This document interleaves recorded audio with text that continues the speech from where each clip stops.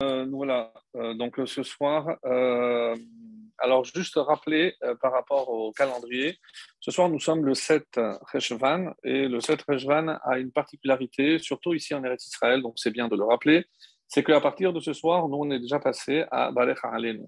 Donc chez vous, c'est la nuit du 4 au 5 décembre généralement, donc bien plus tard.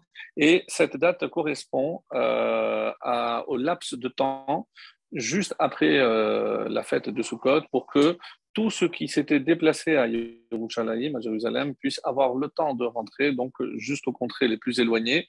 Et sinon, évidemment, ça ne rimait à rien de demander vraiment les pluies alors qu'on ne les voulait pas, parce qu'on ne voulait pas être entravé par les pluies sur notre chemin de retour à la maison. Donc là, on considère que le 7 Cheshvan, tout le monde était déjà chez soi, et c'est la raison essentielle pour laquelle donc, on a commencé ce soir à demander vraiment la pluie avec Barech Halim.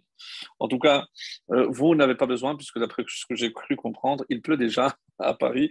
Donc, même si pour la forme, vous allez changer, en France, on va changer en dehors d'Israël le 5 décembre. Donc, c'était un point important parce que on accorde beaucoup d'importance ici en Israël à la pluie, comme on le demande d'ailleurs dans le deuxième paragraphe du schéma, que Dieu nous envoie la pluie bientôt en son temps. Alors les Chachamim m'avaient posé la question, rappelez-vous, mais si c'est en son temps, est-ce que c'est Dieu qui intervient? Oui, parce que même en son temps, donc dans le reste du monde, il n'y a pas besoin d'intervention divine, mais en Israël, même lorsque la pluie tombe en son temps, eh ben, c'est aussi grâce à l'intervention divine et surtout conditionné, comme vous le savez, par le niveau spirituel d'Ebn Israël et surtout ceux qui habitent ici en terre d'Israël. Donc, c'est un petit peu le baromètre pour savoir quel est notre niveau. Donc, c'est en fonction de la densité des pluies, si notre prière a été exaucée.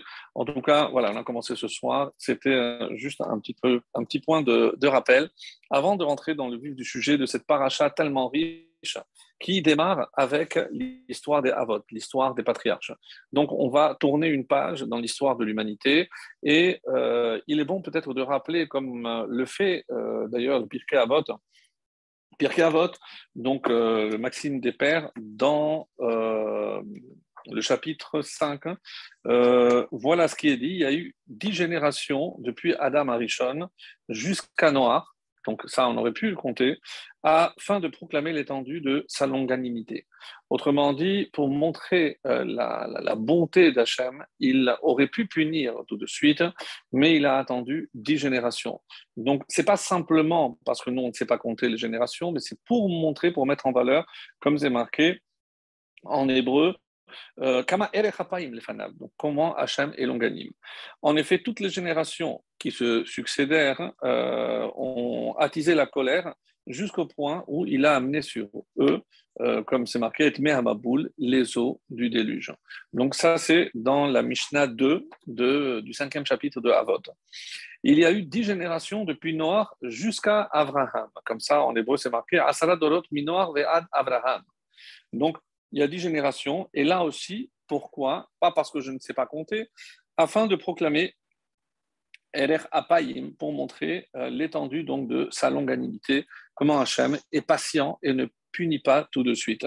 En effet, toutes les générations qui se sont succédées attisèrent la colère, comme c'est marqué, ils allaient donc en attisant la colère divine, jusqu'à ce que vienne Abraham, qui reçut pour lui tout seul le salaire de, alors je dis en hébreu pour que vous compreniez, Vekibel alav sachar kulam.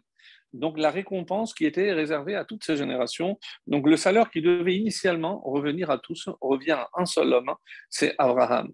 Et comme les commentaires de Pirkei Avot vont nous le faire comprendre, et c'est important comme introduction donc à cette paracha et surtout à ce personnage exceptionnel d'Abraham, pour que l'on comprenne que si H.M.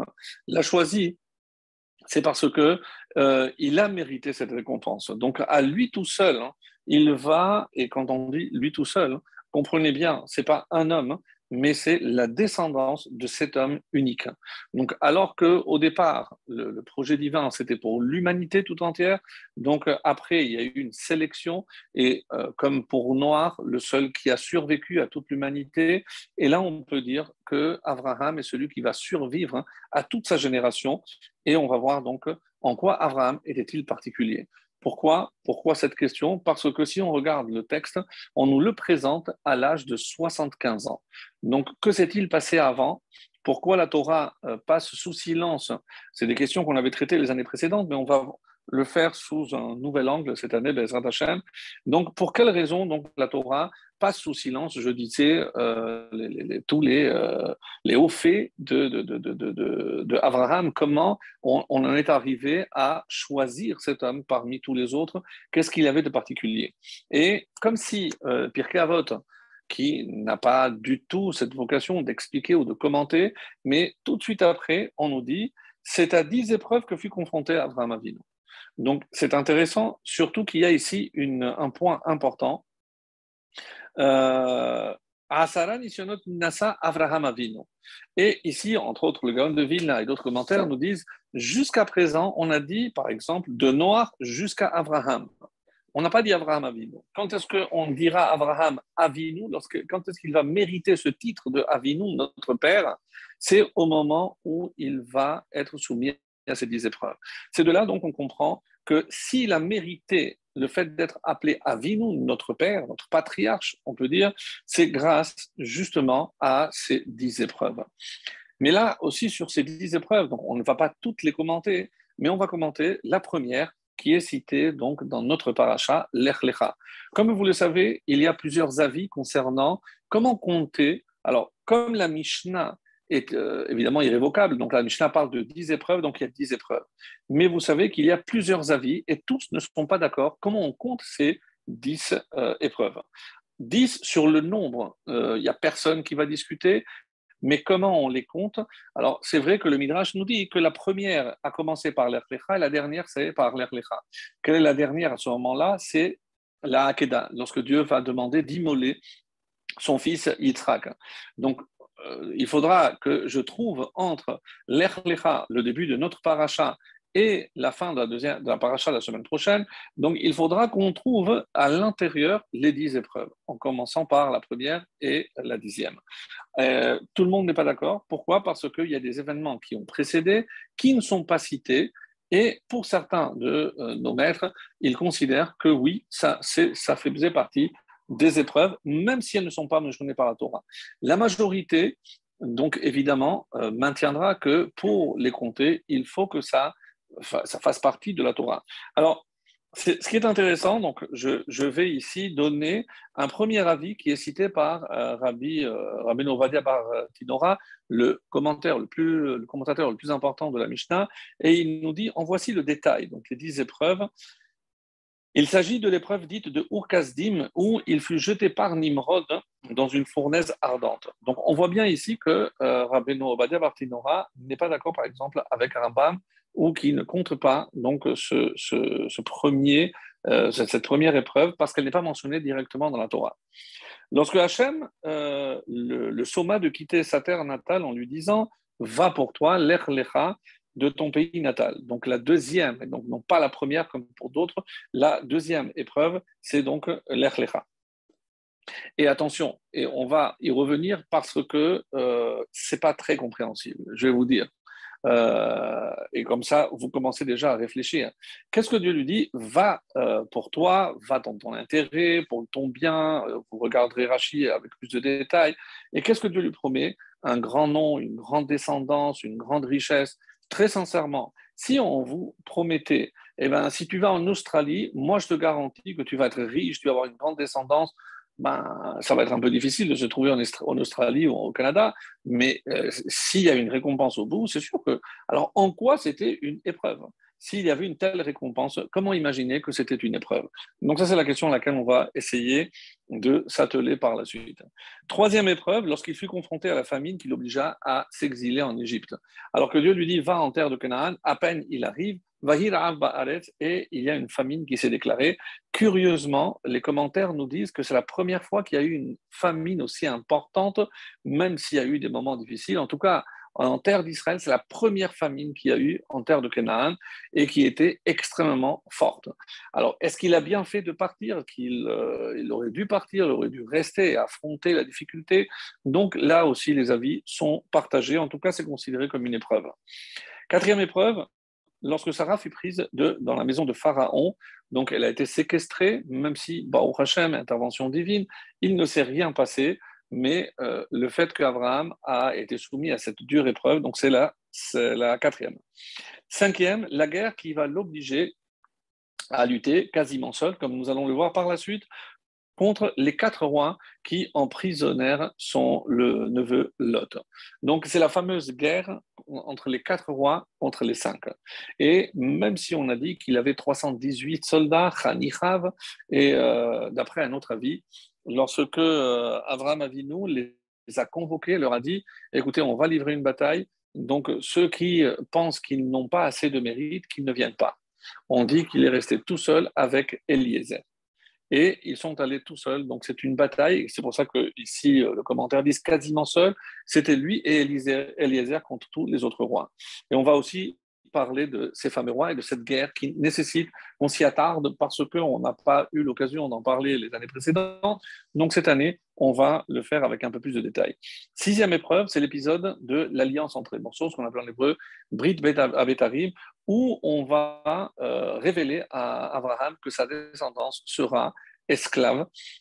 Donc l'asservissement qui va frapper ses descendants non seulement par l'Égypte, mais par le biais des 4 nations, donc Paras, Madaï, la Grèce et Rome. Donc les quatre nations. Septième, la circoncision à 99 ans, et ce n'est pas tellement la circoncision en elle-même, mais les conséquences de la circoncision, parce qu'il allait évidemment être rejeté par ses contemporains en lui disant, mais celui-là, à 100 ans, il se mutile, il n'est pas normal, on avait fait confiance en lui. Donc, il avait un véritable problème de communication avec son entourage. Ça, c'est par rapport à la circoncision. Septième. Huitième, lorsque Avimelech, le roi de Garar, envoie prendre sa femme. Donc avant c'était en Égypte, là c'est le roi de Grar, et aussi donc une deuxième fois où Sarah est séquestrée. Huitième. Neuvième, lorsque il doit répudier sa servante Hagar et son fils Ishmaël sur l'ordre de Sarah, et évidemment entériné par Hachem lui-même. Et dixième et dernière épreuve, c'est l'épisode de la Hakeda d'Yitzhak, traduit généralement par le sacrifice de Yitzhak. Alors, sachez qu'il y a d'autres avis et que on a du mal donc à départager. Alors, je vais vous lire donc pour avoir une idée.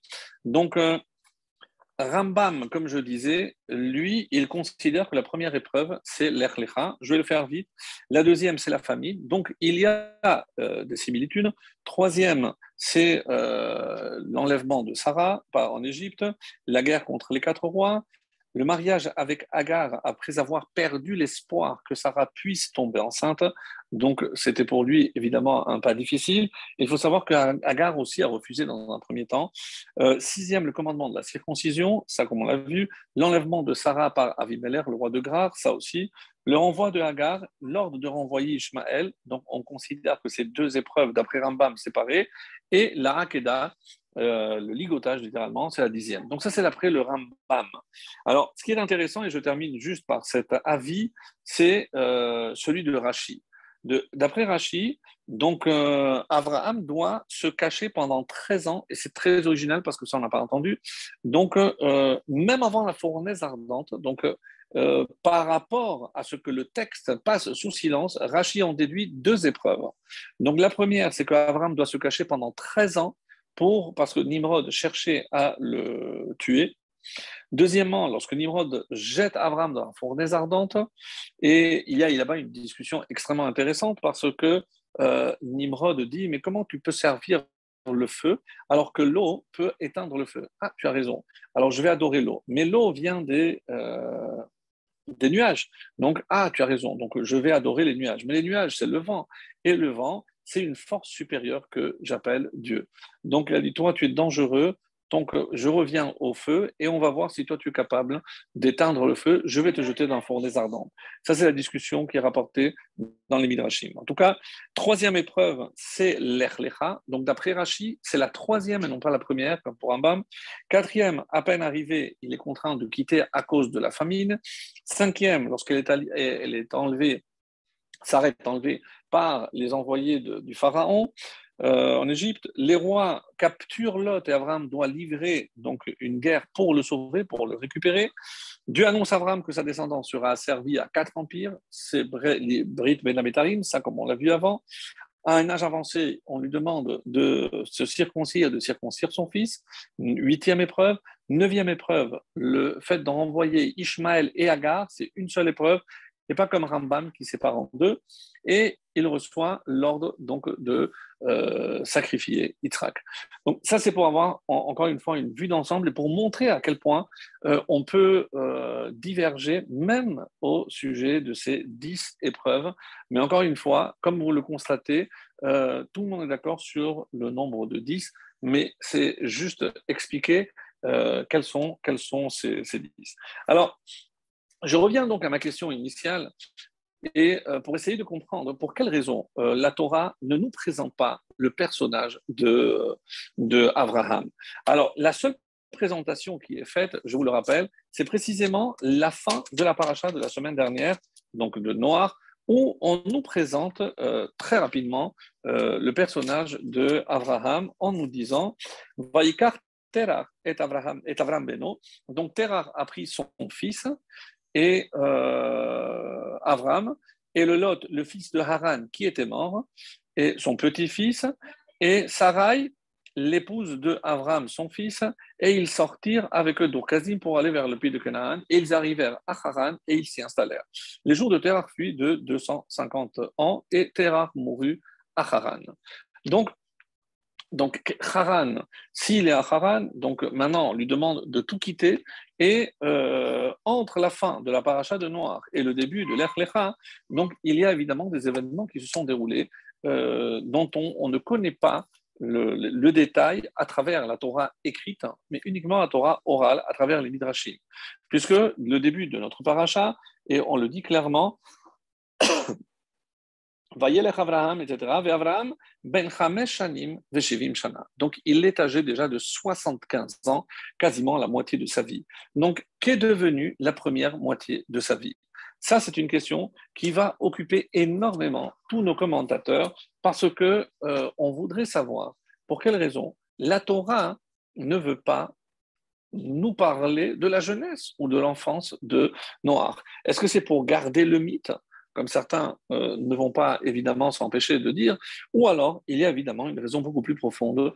Et lorsque la Torah passe sous silence quelque chose et insiste sur d'autres détails, c'est que évidemment elle veut nous transmettre un message d'une grande teneur et surtout d'une grande profondeur. Alors regardez donc comme je viens de le lire, Vayetzu Itam et Kazim. Et le début de la paracha donc, nous présente. Et quelles sont les promesses? Va varecha, mais varecha, je vais bénir ceux qui vont te bénir. Umkalelcha aor, et je vais maudire ceux qui te maudissent. Alors, la question que posent certains de nos maîtres, mais qui cherchent à maudire Abraham? Une question simple. Je veux dire, si Hachem parle de ceux qui te maudissent, que moi je vais les maudire, c'est qu'il y avait certainement des personnes qui voulaient maudire Abraham. Et pourquoi? Pourquoi on chercherait à maudire Abraham? Alors, on a vu déjà à travers certains avis, notamment celui de Rashi, qui précise que déjà dans sa confrontation avec Nimrod, parce que Nimrod a un projet, il ne faut pas oublier, Nimrod va aller jusqu'au bout de son projet. Le seul qui lui fait face et le seul qui tient tête, c'est Abraham. Abraham est le seul qui empêche Nimrod d'aboutir et d'atteindre son objectif. Encore faudra-t-il définir quelle est la finalité de Nimrod. Qu'est-ce que Nimrod cherche exactement? Et surtout, à travers un enseignement assez étonnant de la part de nos Chachamim, qui nous parle, notamment lorsqu'on parle de la guerre des 4 rois contre les 5, il y a un roi nommé Amraphel Meler Shinar.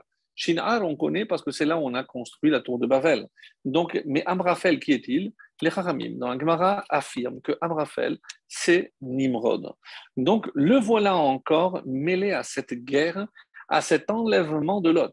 Pourquoi ils ont cherché à enlever Lot? Qui était vraiment visé à travers ceci? Et c'est ce qu'on va essayer d'expliquer dans la suite de notre cours. Mais avant, je reviens donc à ce qui est dit par rapport à cette question. Vayamot Haran al Pene Terach Aviv.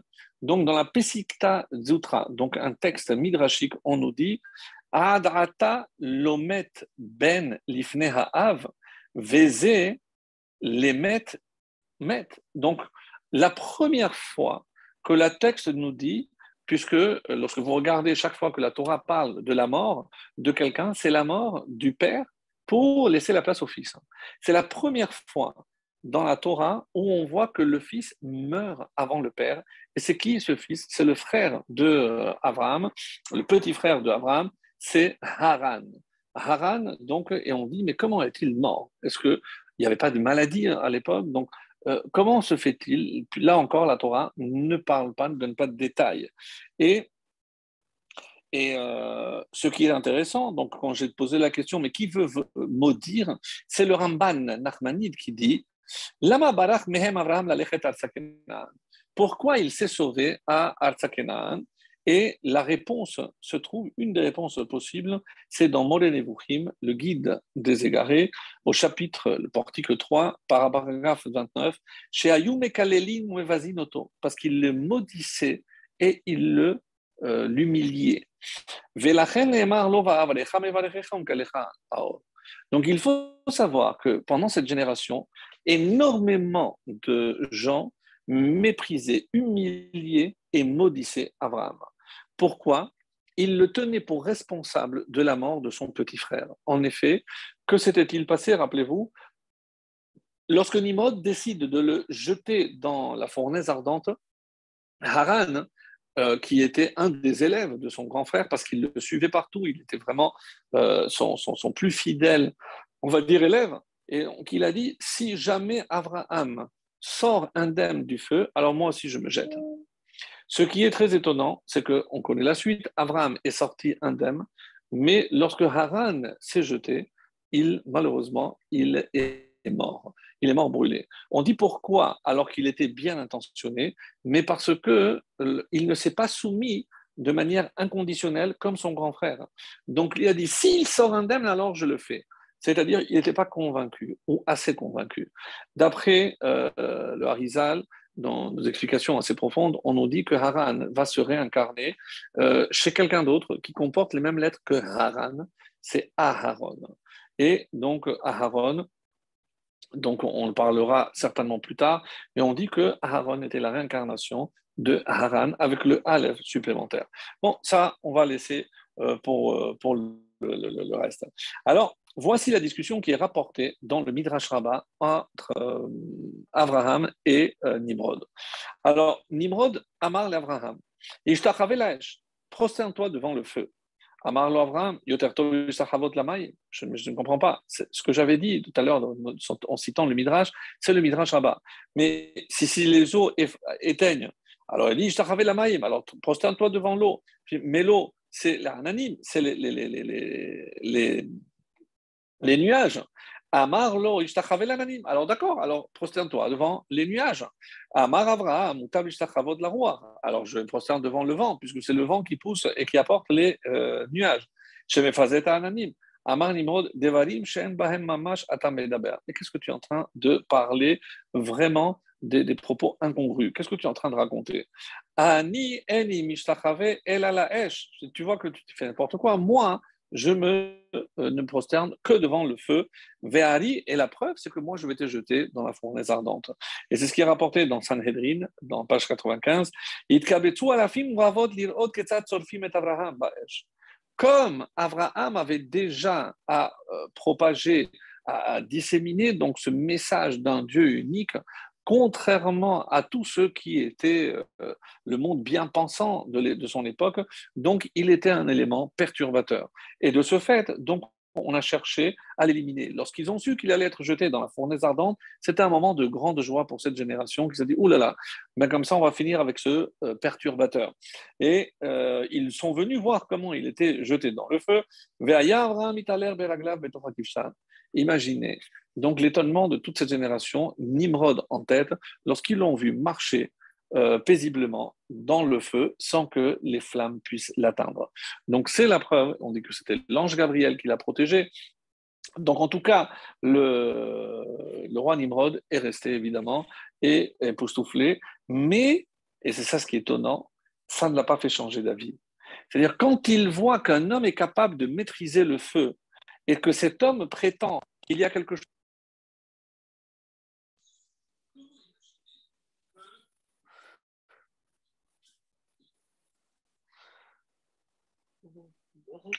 On, on ne vous voit plus là.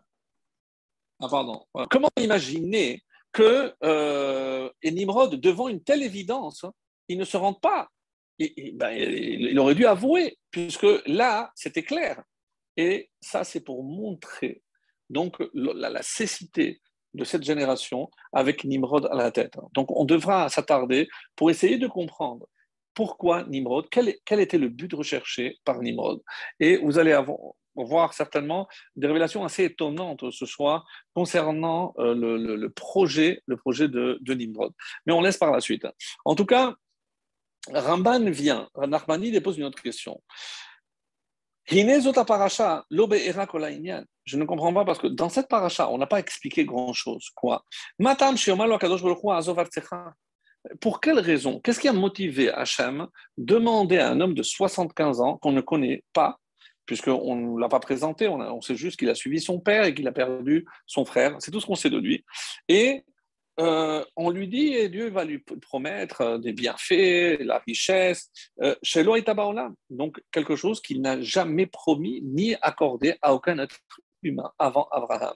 Mibeli chez Yagdim, chez Abraham, Oved Elohim, ou Tzadik Tamim.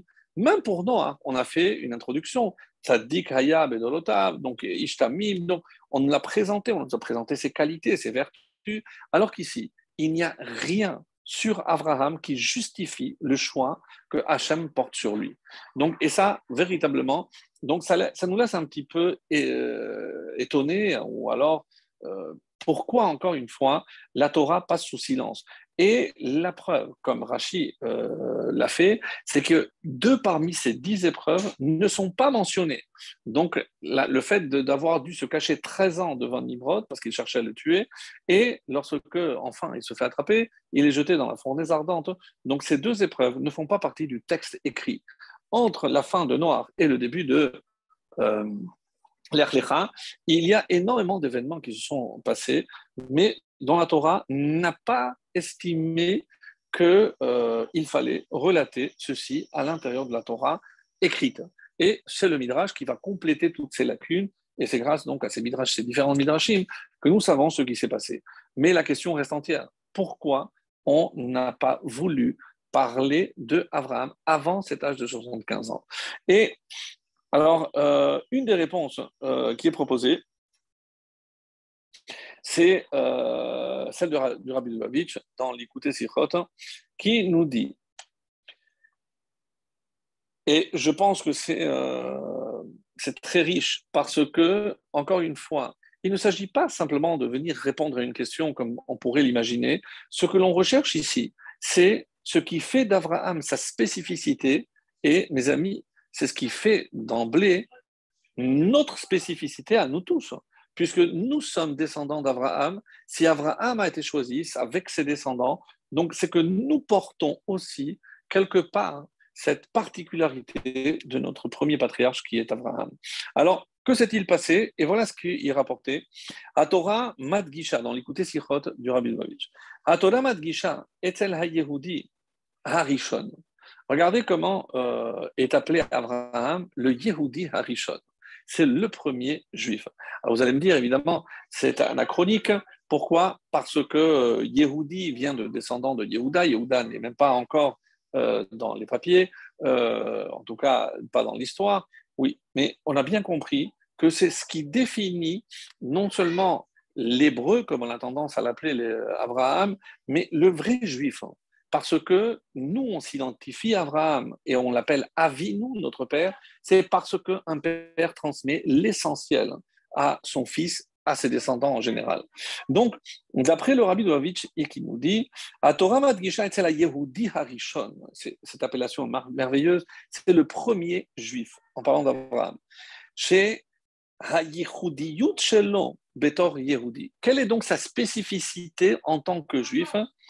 Ve'hama'alot hagedolot shelo. Et quelles sont finalement ses vertus, ses qualités? Enam bema'alot ha'atzmiyut shelo bema shecholel bekoach avodato. Il ne s'agit pas de la force qu'il a pour accomplir. Donc, il y a autre chose. Pourquoi? Chez Zehaya od kodem keriat Hashem le Abraham. Parce que tout ce qui n'est pas mentionné, c'est avant que Dieu lui apparaisse et lui demande d'agir de telle façon. Et la Bekar, chez Hachem Bacharbo. Donc, la première des spécificités qui mérite d'être mentionnée, c'est que c'est Hachem qui l'a choisi. Alors, Hashayachut Shelo Lakadosh Baruch Hu Nav'a Mi Bechirat Hachem Bo Vehiba Lide Bitui Bekar Shekiyem Bepashtut Et Tzivui Hachem.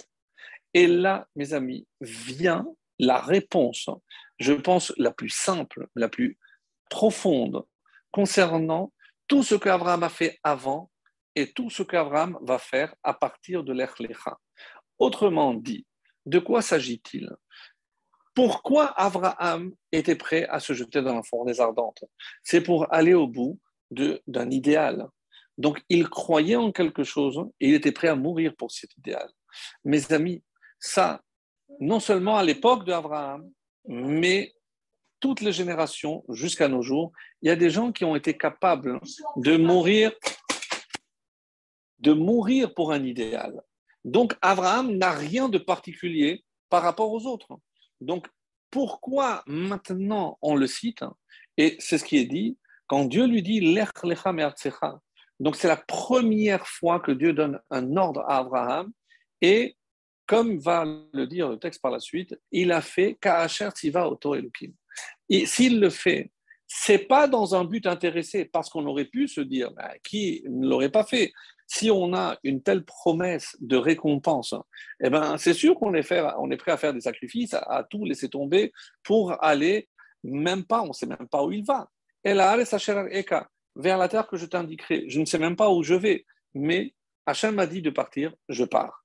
Et donc, et ce qui est intéressant, extrêmement important ici, c'est ce qui définit le juif. C'est pas qu'il va au bout de son idéal. C'est pas ça un juif. Ça, des gens qui vont au bout de leurs idées, ben, il y en a plein. Et ça ne fait pas des juifs. Qu'est-ce qui fait de nous, notre spécificité que nous avons hérité d'Avraham Avinu? C'est le fait qu'il avance toujours comme Hachem lui demande. Donc il ne se pose pas de questions, il ne cherche pas à comprendre pourquoi, il ne voit pas s'il y a peut-être un intérêt, effectivement. Donc même s'il y a un salaire, la Pirkei Avot le dit, il ne sert pas Dieu comme un esclave qui attend un salaire, parce que ça enlèverait non seulement du mérite de faire, mais de ton identité de juif. Parce que ce qu'on est en train de dire ici, que ce qui fait notre identité, c'est notre capacité à se soumettre à la volonté de Dieu sans poser de questions ni de conditions. Et ça, mes amis, c'est extrêmement difficile. Ce Lech Lecha qui contient peut-être le message essentiel qui a fait, comme nous venons de le lire, de Abraham le premier juif. Donc nous, si on est ses descendants, c'est parce qu'on est capable de faire comme lui. Alors, et maintenant, on a une réponse à la question. Quand on regarde le texte, même si c'est une question très classique, Rashi, tous les commentaires parlent de cette question, dans l'ordre dans lequel la Torah demande à Abraham de partir. Donc, qu'est-ce qu'il lui demande? Me'artzecha, de la terre. Mais c'est sûr que si tu pars de ta terre, tu pars de ton pays natal et que tu pars de la maison de ton père. Donc, comment on aurait dû dire? On aurait dû inverser. D'abord, quitte la maison de ton père, ensuite ton pays natal et ensuite la terre, ta terre entière. Donc, pourquoi c'est fait à l'inverse? Pourquoi parce que, comme l'enseigne la chassidoute, il ne s'agit pas de quitter un endroit géographique. Pas du tout. Que veut dire le Artsecha? Et ça aussi, c'est un enseignement que le rabbi prend des rabbis précédents.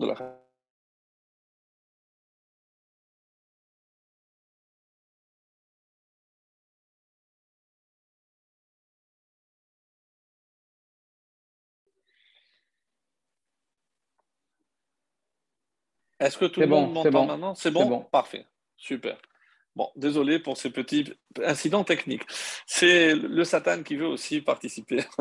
Alors, on était en train de dire, par rapport à la chassidoute, comment expliquer donc les trois choses que Abraham devait quitter. Et encore une fois, donc quand on étudie la paracha, en tout cas, c'est de mon point de vue, c'est pas simplement de faire une étude de texte comme certains pourraient imaginer. Non, surtout de la paracha qui nous parle. L'histoire, on la connaît. Chaque année, on revient sur la même histoire, mais on doit changer. C'est-à-dire que on doit être capable de tirer des messages qui nous permettent d'avancer dans notre avodat Hashem, de changer. Et c'est pour ça que ici, la chassidoute nous permet évidemment de rentrer en profondeur pour faire de nous, j'aime pas cette expression, mais de meilleurs juifs, hein, comme à l'instar un petit peu pour suivre l'exemple de notre patriarche Abraham. Donc on avait dit que Artsecha, c'est de Ratson. C'est tu dois être capable de quitter ta volonté. Donc si je veux suivre Dieu, donc tu ne dois pas faire ce que tu veux, mais tu dois faire ce que tu dois. Autrement dit, ce que Hachem veut que toi tu fasses. Et Molad Techa, Molad Techa, c'est la patrie. Ça vient de Molad et c'est aussi les sentiments. Donc il ne s'agit pas ici de sentiments. Donc nous savons très bien que lorsqu'on doit faire, on doit faire des choses, imaginez que des témoins aient vu une profanation de Shabbat ou autre, ils sont dans le temple, évidemment c'est un cas fictif, et on leur dit que d'après la halakha, c'est eux qui doivent jeter la première pierre. Hein. Donc, vous imaginez donc les sentiments, mais comment ça pourrait évidemment empêcher les gens d'aller témoigner en sachant que les deux témoins allaient être aussi euh, les, euh, les bourreaux. Donc, c'est extrêmement difficile. Donc, je dois mettre mes sentiments de côté. Je ne dois pas faire ce que mon cœur me dit, comment je le ressens. Je dois ressentir évidemment ce que je fais, mais je ne dois pas faire ce que je ressens. Et ça, c'est toute la différence. Et ça, c'est ce que Abraham nous a enseigné. C'est ça, Molat Techa. Et enfin, Bet Avich à la maison de ton père. Certains disent, et il y a deux avis, qu'il s'agit des coutumes. Donc, même si elles ne correspondent pas à quelque chose de fondé, eh ben, c'est la coutume que mon père avait, alors je continue à faire. C'est ce qu'on appelle les minhagim, mais les mauvais minhagim. Il y a la majorité, pardon, la majorité des minhagim, évidemment qu'ils sont bien fondés et qu'il y a toujours une source profonde. Donc il faut certainement pas ni se moquer, ni mépriser. Il faut juste être sûr et certain que ça ne contredit pas la halakha. Comme manger du couscous la veille de Pessah, vous imaginez la gravité de disperser. Donc il faut voir d'où ça vient. Est-ce que c'est des vraies coutumes qui sont fondées sur la base de la halakha? Donc ça c'est une chose. Et ce que le rabbi ici nous dit au nom de la chassidoute, qu'est-ce que c'est Bet Avira? C'est-à-dire la logique intellectuelle qui t'appartient. C'est-à-dire, pour nous, il y a des choses qui ne sont pas logiques. Ne pas mélanger le lin ou la laine, ou le lait et la viande, me séparer de ma femme pendant 12 jours par mois. Donc, il y a des choses qui dépassent, qui défient mon entendement, ma logique humaine. Donc, si je ne suis pas capable de dépasser cette logique humaine, je ne pourrai pas, l'echlecha, je ne pourrai pas suivre Dieu. Donc, ici, le message est on ne peut plus clair. Ce que la Torah attend de nous, c'est qu'on suive Abraham. Abraham est le patriarche, mais c'est aussi notre premier guide. Donc, et je reviens parce que moi j'ai adoré cette expression, c'est le premier juif. D'ailleurs, je me demande si ce ne serait pas le titre Abraham, le premier juif. Et ça renferme véritablement tout ce que l'on est en train de dire, parce que c'est cet exemple qu'on doit suivre. Et encore une fois, je sais que beaucoup ont pris cette paracha comme la paracha de la Aliyah, on doit quitter la Chutz La'aretz pour venir en Israël et tout sacrifier, etc. Non, moi, encore une fois, chacun fera son interprétation, mais celle que moi je vous propose ici, en se basant sur la chassidoute, c'est trois facteurs qui répondent de manière formidable. Parce que d'abord, si je ne suis pas capable de faire fi de ma volonté à moi, je ne pourrai pas me soumettre à la volonté divine. Ça, c'est le premier pas. Et donc, dans cet ordre, évidemment que c'est logique. Ensuite, on a dit, c'est les sentiments. Et ensuite, c'est le sechel, c'est-à-dire l'intellect et sa logique. En tout cas, voici ce que l'on peut apprendre de ce premier passage, et c'était pour moi un message extrêmement important par rapport à cette façon de passer sous silence tant de détails de la vie de ce premier patriarche. Et pourquoi? Parce que la Torah ne veut pas mettre en avant ce que Abraham a fait de son initiative. Parce que ça n'a aucun mérite. Mais quoi, il était prêt à mourir dans la fournaise ardente. Oui, Haran aussi. Et la preuve. Donc, ce n'est pas ce que Hachem nous demande. Ce que Hachem nous demande, c'est l'ech lecha, c'est de suivre un chemin, mais toujours d'avancer. Et c'est ça ce qui est intéressant. Parce que celui qui n'avance pas, il stagne. Et celui qui stagne, évidemment, il s'enfonce ou il recule. Donc, il n'y a pas de secret. Donc, ici, Abraham, et on voit à 99 ans, donc, et on comprend aussi le sens de ces épreuves, c'est parce qu'il n'a pas de répit. Ah, ça y est, je suis arrivé en Canaan, la famine. Non, bon, maintenant je vais en Égypte. Ah, on me prend la femme. Chaque fois, on rebondit, et là où on pensait qu'on s'était arrêté, on avait arrêté. Non, au contraire. Donc encore, et on doit avancer, on doit lutter, et on doit avancer. Ça, c'est le chemin du juif qui ne s'arrête jamais. Jusqu'à une Mashiach, bien sûr, mais on doit avancer, et ça, je pense que c'est un message extrêmement important. Bien, maintenant, un autre point sur lequel je voulais revenir, et je pense aussi extrêmement important, n'oublions pas que Abraham est le premier pour lequel la Torah nous dit que le ciel et la terre auraient mérité d'être créés. Et Behi Baream, et Behi Baream, il ne faut pas dire Behi Baream, Be Abraham. Donc si le ciel et la terre existaient pour Abraham, à tel point qu'on nous dit qu'Abraham aurait dû être celui pour qui le monde a été créé, mais que si Abraham avait fauté comme Adam, alors on n'aurait pas eu quelqu'un qui aurait pu prendre le relais. Rappelez-vous de cette anecdote dans la Gemara où ce sage a voulu visiter le tombeau d'Abraham et de Sarah. Il y est rentré. De Yaakov, de Yitzhak avec Rivka, de Yaakov avec Léa. Et lorsqu'il a voulu avancer, aller vers le tombeau de Adam, on lui a dit non. Ça te suffit déjà que tu as vu l'image de Adam à travers Yaakov, puisqu'on dit que Yaakov était à l'image de Adam, ça te suffit, tu ne peux pas aller au-delà. Donc, et on parle ici de Adam après la faute. Et un être humain n'est pas capable de le voir. Donc, c'est dire le niveau de Adam pour que l'on ait un aperçu du niveau de Abraham.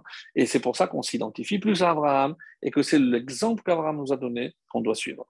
Alors, l'Ech Lecha, et il y a le Balatourim très connu donc, que vous connaissez.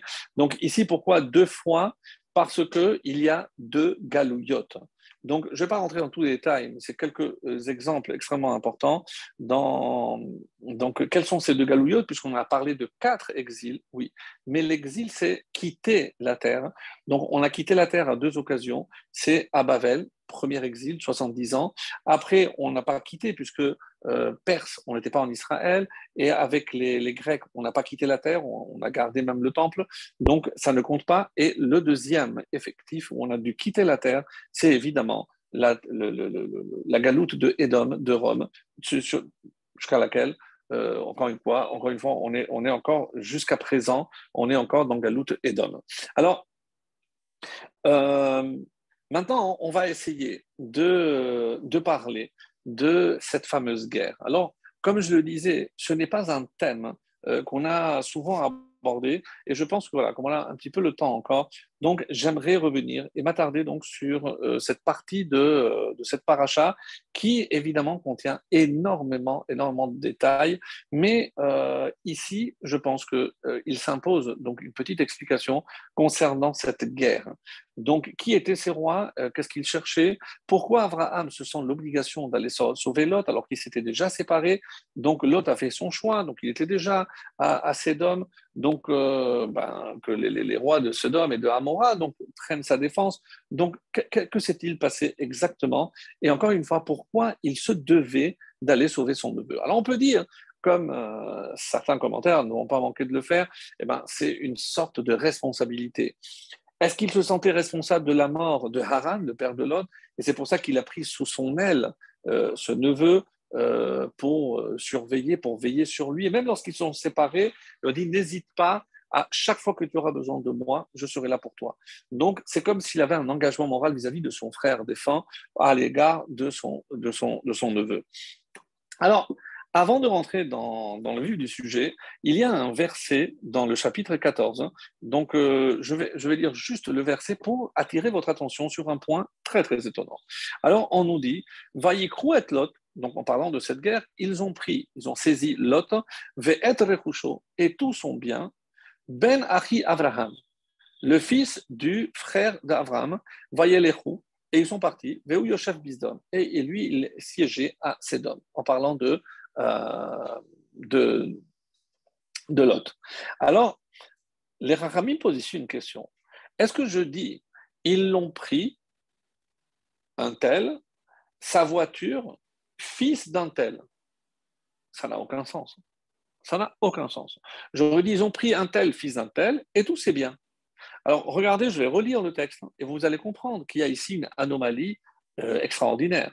Donc, Vaïkrou et Lot, ils ont saisi, ils ont pris Lot, Ve'et Rechusho, et son bien, Ben Achi Avraham. Ça ne colle pas. On aurait dû dire, Vaïkrou et Lot, Ben Achi Avraham, le fils du frère de Avraham, Ve'et Rechusho, et son bien. Qu'est-ce qu'on dit ici? C'est comme si le bien de Lot était le fils de Avraham. Et là, on ne comprend plus rien, sincèrement. Donc lorsqu'on peut lire année après année des versets qu'on a l'habitude de lire, de voir, et on ne s'arrête pas pour voir cette anomalie qui saute aux yeux. Donc, c'est tellement visible. Alors, et c'est pour ça que c'est normalement, Ben Achi Avraham aurait dû être avant. Alors, il y a plusieurs réponses à cette question. Ben Achi Avraham, Rak keshelot urkushol noflim bide arba melachim istayemet avodat amilchama vayelechu.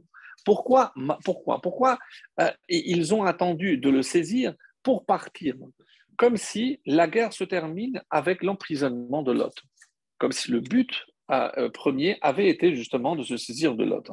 Alors, et comme je disais, et c'est Rashi qui le rapporte en citant le traité Hérouvine 53a, alors on dit Amraphel, qui est Amraphel? Hu Nimrod.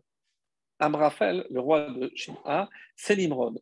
Chez Amar le Abraham, et qui avait dit à Abraham, Paul le Tor Kifshanaesh, jette-toi dans la fournaise ardente.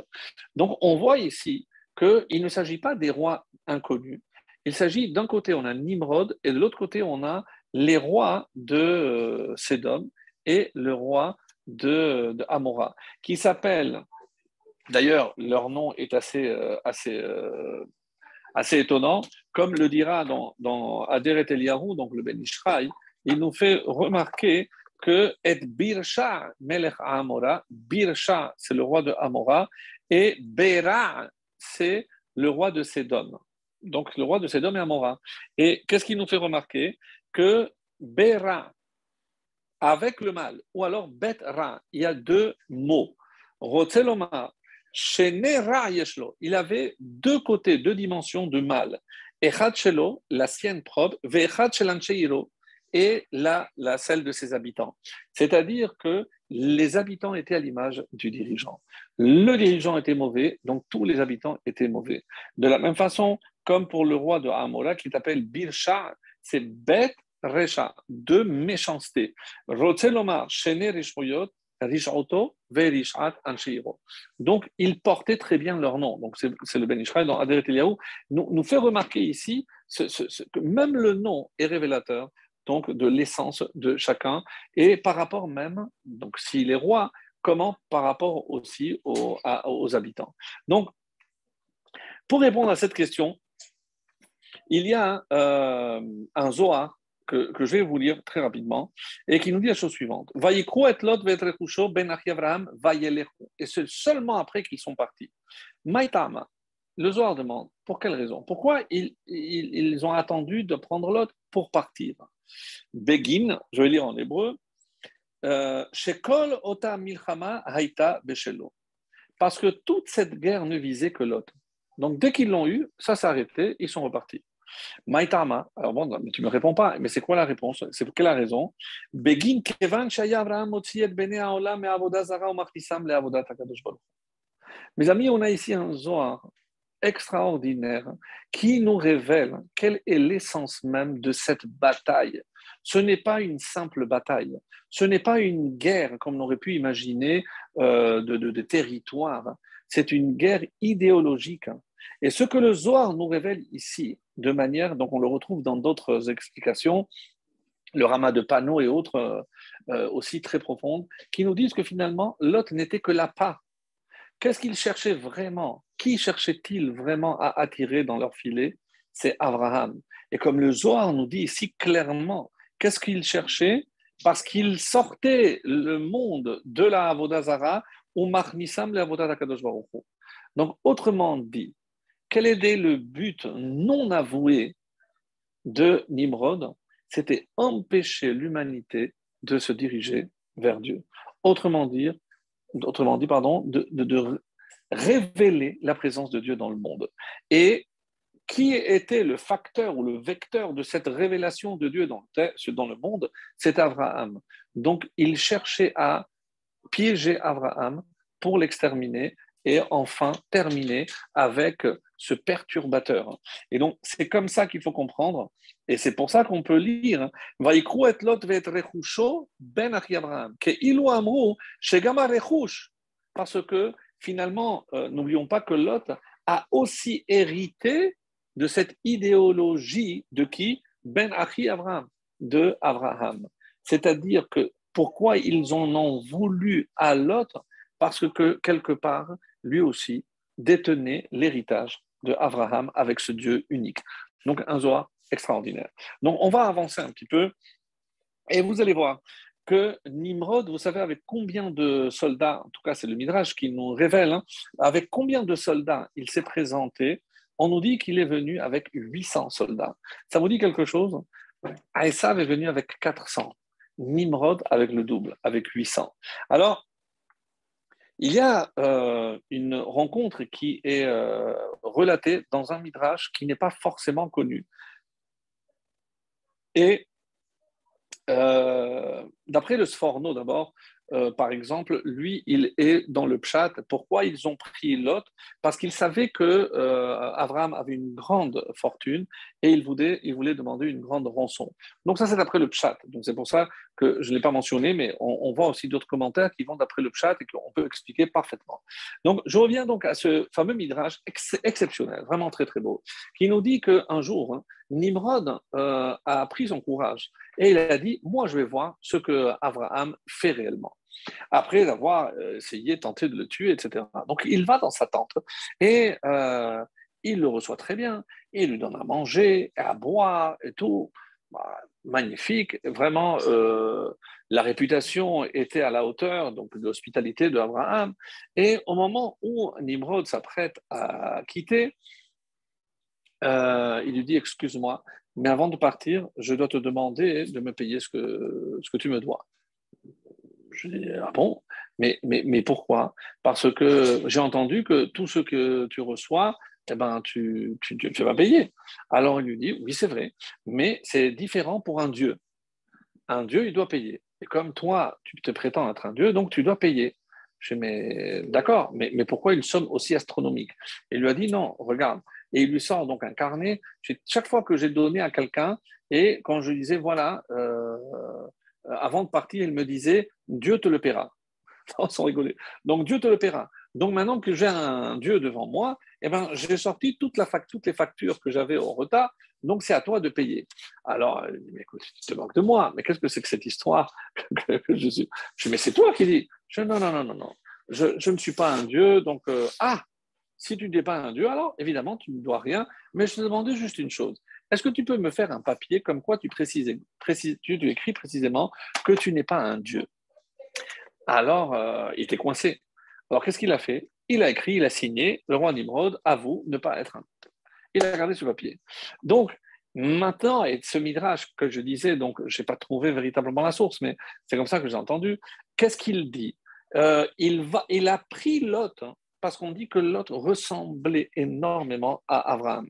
Et il l'a fait crier sur tous les toits, c'est que le papier qu'il avait fait signer comme quoi il n'était pas un dieu était un faux. Donc il a saisi Lot, donc c'est encore un peu un autre midrash, pour expliquer, comme le Sforno a fait par rapport au Pshat, donc une autre explication aussi de Pshat, aussi très intéressante. Bon, mais vous choisirez ce qui vous plaît. En tout cas, je trouvais que c'était très original, surtout que ce n'est pas forcément des passages très, très connus. Alors, on va poursuivre, si vous voulez bien. Et le Zohar nous dit que lorsque on est venu annoncer qu'on avait saisi Lot comme un prisonnier, qui est venu, va y avoir à Palit, le rescapé. Qui est ce rescapé? Vous regarderez Rachid, je vais vite parce que je vais lire l'essentiel. Donc, il y en a qui disent que ce rescapé, c'était Og Melech HaBashan. Og, c'est ce géant qui s'est attrapé à l'échelle extérieure de l'arche et qui a survécu. Et donc, ce qui est assez étonnant, c'est lorsque Og, on le retrouve à l'époque de Moshe. Alors vous allez me dire, mais comment c'est possible?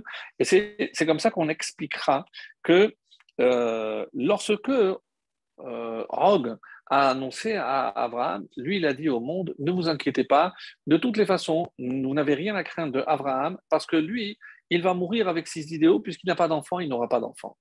Donc c'est ce qu'il a.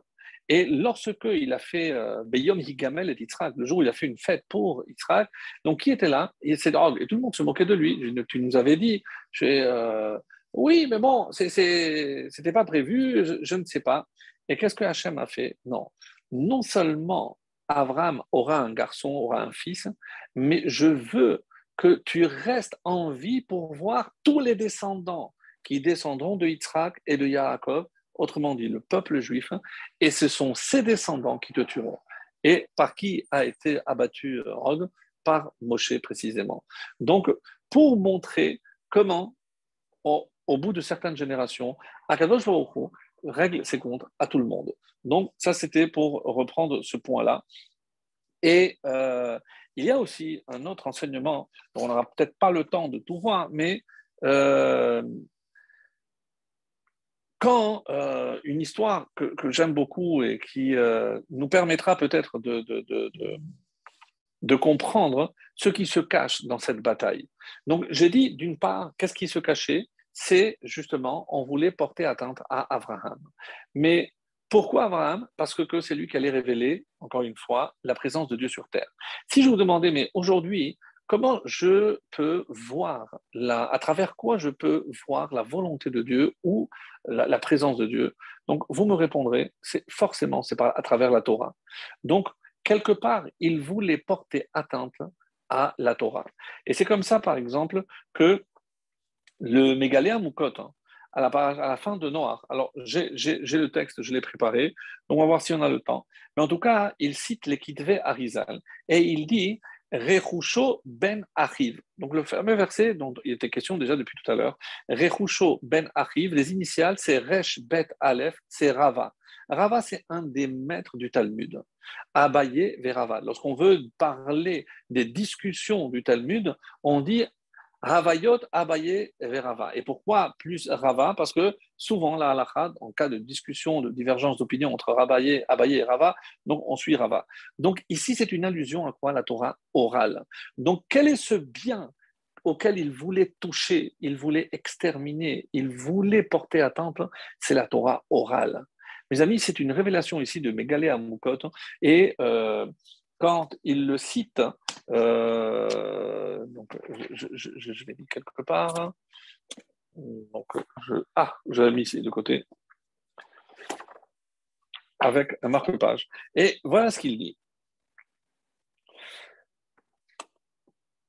Alors, la reine Amar, Askir, on va commencer un peu plus tard pour gagner du temps.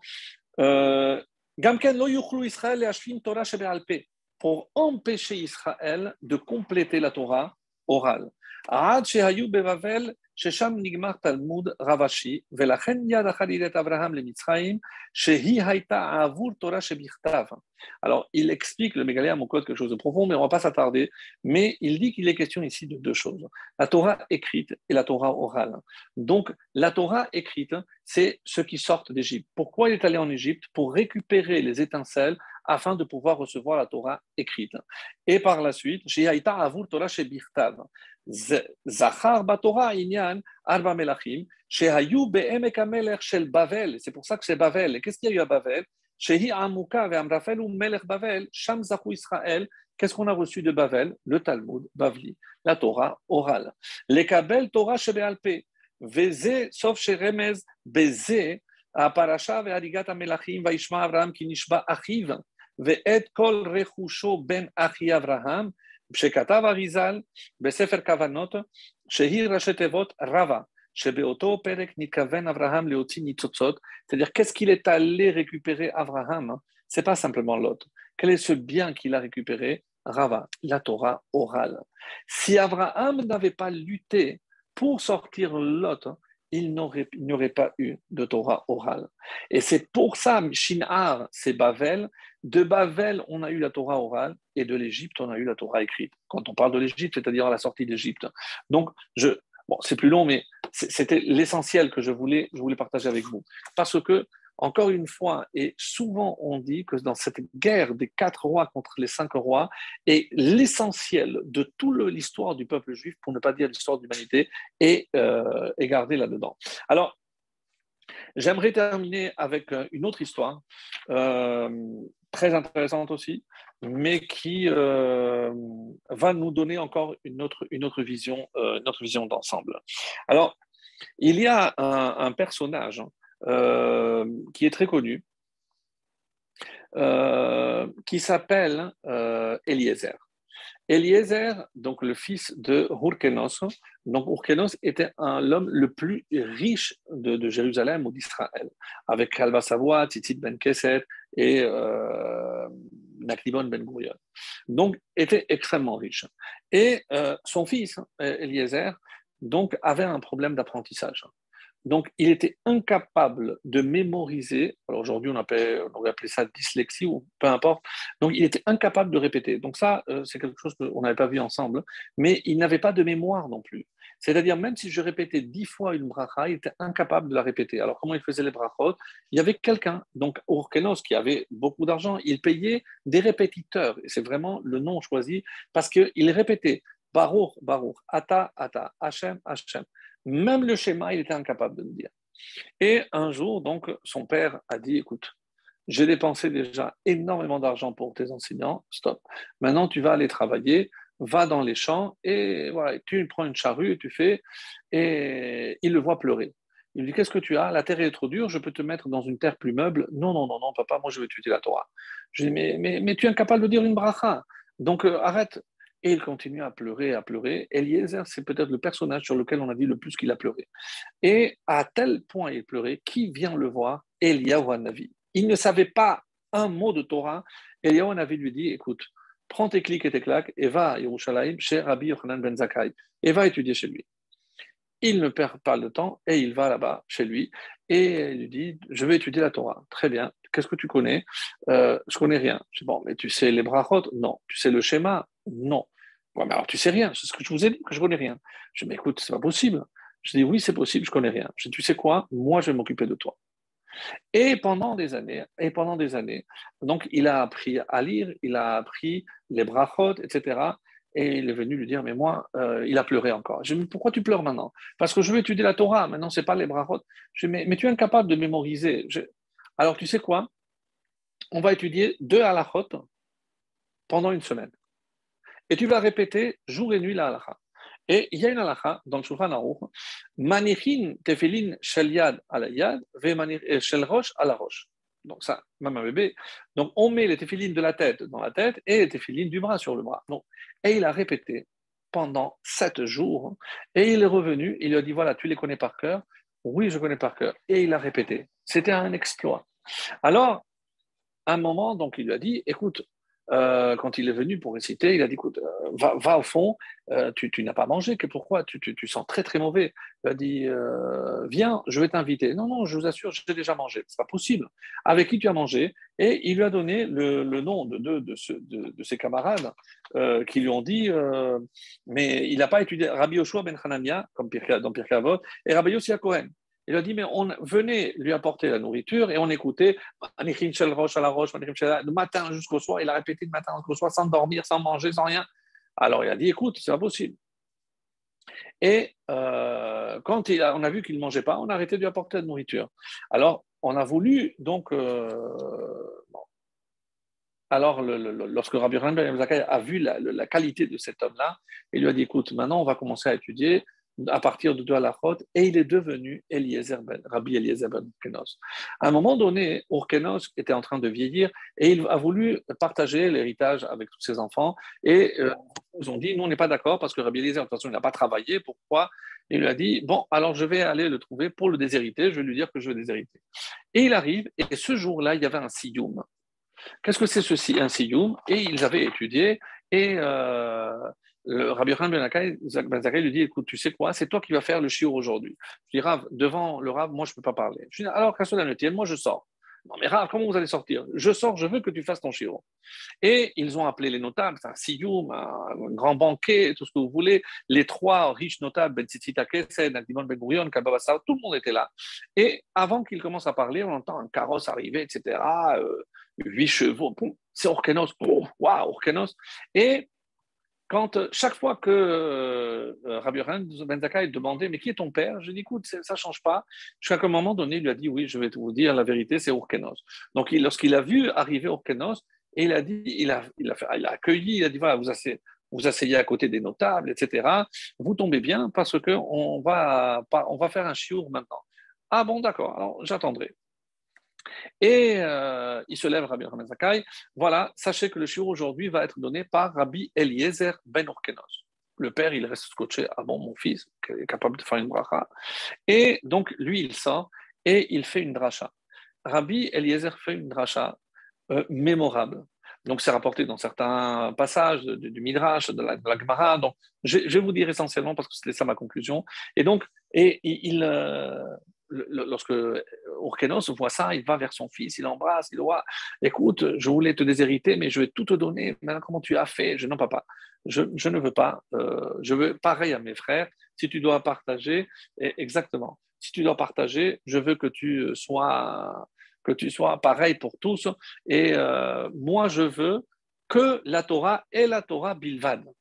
Et tout le monde a pu voir, et surtout Rabbi Yochanan qui était de l'extérieur, on dit que son visage s'est tellement éclairé, on dit qu'il avait comme les rayons de Moshe Rabbeinu. Donc c'est dire que quand Moshe Rabbeinu est monté, donc ça rapporté dans la Gemara, qu'il a entendu le Hachem qui étudie sur la Para Adouma, et il a fait un enseignement de Rabbi Eliezer ben Urkenos. Donc Moshe lui a dit, quoi, et toi qui peux tout savoir, tu cites un homme. Il dit, mais cet homme est particulier. S'il pouvait être de ma descendance, ça t'est accordé. Shem Echad et Gershon, les fils, Veshem, on ne dit pas Hacheni, Veshem Echad, Eliezer. Donc, à quel Eliezer on fait allusion quand on parle des enfants de Moshe? C'est notre Eliezer ben Kenos. Et d'ailleurs, pour que vous compreniez l'importance oui, c'est lui qui a écrit Pirkei de Rabbi Eliezer, tout à fait. Quand on cite la première Mishnah, c'est-à-dire la Torah orale, elle commence par quoi? La première Mishnah de Berachot. Et si vous regardez, qu'est-ce qu'il y a juste après? Divrei Rabbi Eliezer. Qui c'est Rabbi Eliezer? Rabbi Eliezer ben Urkenos. Donc, il a eu le mérite que la première Mishnah, c'est-à-dire le début de la Torah orale, ait été prononcée par lui. Donc, c'est dire que cet homme était tellement, tellement grand. Alors, ceci dit, pourquoi je vous apporte toute l'histoire de Rabbi Eliezer? Parce qu'il cite un psaume, le psaume 37, que je vous invite à voir avec plus de détails que je viens de le faire pour ce soir, parce que c'est vrai qu'il est tard, je n'ai pas vu l'heure passer, mais le psaume 37, le verset 14. Les méchants ont tiré l'épée et bandé leur arc pour abattre le pauvre et l'indigent. Et la suite, les hapil ani ve'evion, litvoa hishre darer, et pour égorger ceux dont la voie est droite. Voilà ce que dit, et Rabbi Eliezer a pris ce verset et il a dit, à quoi ça fait allusion? Donc, qui a tiré? C'est qui ces Rechaim qui ont voulu tuer? C'est Amraphel et tous les rois. Et les Hapil Ani Ve'evion, mais qui étaient pauvres en mitzvot, on dit c'est Lot. Ils ont voulu abattre Lot. Mais quel était leur but? L'itvoar, donc égorger Yishre Derer, donc ceux dont le but est droit, c'est qui? Avraham Avinu. Donc, on dit ici que son visage était rayonnant lorsqu'il a fait cet enseignement. Et qu'est-ce qu'il a enseigné ici? Exactement ce qu'on est en train de dire. Il a parlé de la guerre des 4 rois contre les 5. Et si vous m'accordez 5 petites dernières minutes, donc tout ceci pour vous dire l'importance de ce passage qui contient des secrets insondables, extraordinaires. Et je voulais venir sur un dernier passage très rapidement, mais qui est très important à mes yeux, pour montrer, c'est le Rama de Pano qui nous le révèle.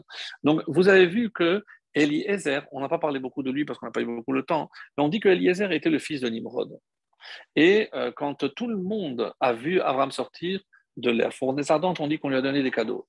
Et comme Nimrod ne voulait pas donner de cadeaux, il a dit voilà, je te donne. Il y en a qui disent que c'est un esclave, il y en a qui disent que son fils, il y a plusieurs avis. Bon, la majorité pense que c'est le fils de Nimrod lui-même, Eliezer. Et Eliezer, donc, il pensait qu'il pouvait peut-être marier sa fille avec son fils. Abraham lui a dit non, on ne peut pas mélanger, toi tu es maudit et moi je suis béni. On avait parlé de ça les années précédentes. Et malgré tout, il est allé faire la mission. Et quand il a effacé sa volonté devant la volonté de son maître, donc on a dit Bo Beruch, lorsque, rappelez-vous, Lavan le reçoit, il l'appelle le béni de Dieu. Donc là, il a récupéré sa bénédiction. Et donc, il a été libéré. Maintenant, pour venir à Hagar, on dit que Hagar était la fille de Paro. Mais Paro était le fils de Nimrod. Donc, qui était Hagar? Était la petite fille de Nimrod. Donc, assez incroyable. Cette petite fille, qui finalement va se retrouver avec Abraham, on nous dit que au début, elle ne voulait pas, mais après, qu'est-ce qu'elle a fait? Vatekal, elle a méprisé sa maîtresse. Et donc, c'est à ce moment-là qu'elle est partie. Donc, si Hagar était restée, rappelez-vous qu'est-ce qu'elle a dit, Sarah? Peut-être que je vais me construire par elle. C'est-à-dire, quand les servantes de Léa et de Rachel ont eu des enfants, qui a nommé ces enfants? Rachel et Léa. Parce que c'est par leur mérite que la servante a eu un enfant, et comme la servante s'efface, et donc c'est la maîtresse qui donne le nom. Quand Hagar n'a pas, oui, quand Hagar n'a pas voulu garder sa place de servante, donc elle a été expulsée. Et qui va nommer le fils? Alors regardez, c'est l'ange qui lui dit, tu l'appelleras Ishmaël. Et lorsqu'il revient que Hagar accouche, on dit que Abraham l'a appelé. Oui, mais Abraham, on dit qu'il a eu le roi HaKodesh à travers l'ange qui lui a dit, c'est comme ça qu'il faut l'appeler. Si Hagar n'avait pas fui, donc Ishmaël aurait été un vrai descendant d'Abraham, comme Ishmaël aurait été un vrai descendant comme Yitzhak. Et là, c'est notre chance, c'est qu'il a été expulsé.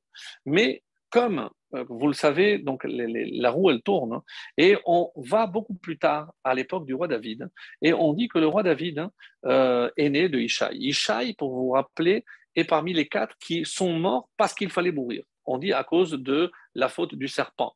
Mais il était parfait, il n'avait pas de faute. Et on dit qu'il était Rosh Sanhedrin, qu'il a eu 60 enfants, mais 7 uniquement avec la mère de Ishaï, et qui s'appelait, donc ce n'est pas un nom très connu, Nitzevet Bat Aviel. Donc c'est le nom de la femme de Yishaï, la maman de David. Et donc, à un moment donné, il s'est séparé pendant 3 ans et il avait une servante, et on ne connaît pas le nom, et il a voulu libérer cette servante pour l'épouser. La serpente, qu'est-ce qu'elle a fait? On dit que la servante est allée voir la maîtresse, Nitzevet Bat Aviel, et il lui a dit, voilà ce que ton mari veut faire, etc. Moi, je ne veux pas. Moi, je veux que ce soit toi. Et donc, elles ont échangé les habits. Et qui va naître de cette union-là? Vous l'avez compris, David. Donc, qu'est-ce qui s'est passé d'après le Rama de Pano? Qui est cette servante? C'est la réincarnation de Hagar. Parce que Hagar, qui aurait pu aider aussi à ce que Ishmaël intervienne pour la délivrance du peuple. D'ailleurs, le texte nous dit que Ishmaël restera jusqu'à la Géoula, jusqu'à la fin, mais pour le mal, parce que c'est Ishmaël qui nous fera du mal. Mais Hachem lui a dit qu'à cela ne tienne, tu vas revenir et qui va naître lorsque cette servante va jouer son rôle de servante et va laisser la place à sa maîtresse, qui naît David. Et que sera David? Le roi du Mashiach. Et donc c'est lui qui viendra sauver le peuple juif et l'humanité. Comment la roue elle tourne, comment Hachem arrange tout pour que tout arrive à la fin, en tout cas à sa fin, la fin qu'Hachem avait prévue, qu'on soit méritant de voir cette fin très très vite de nos jours. Amen.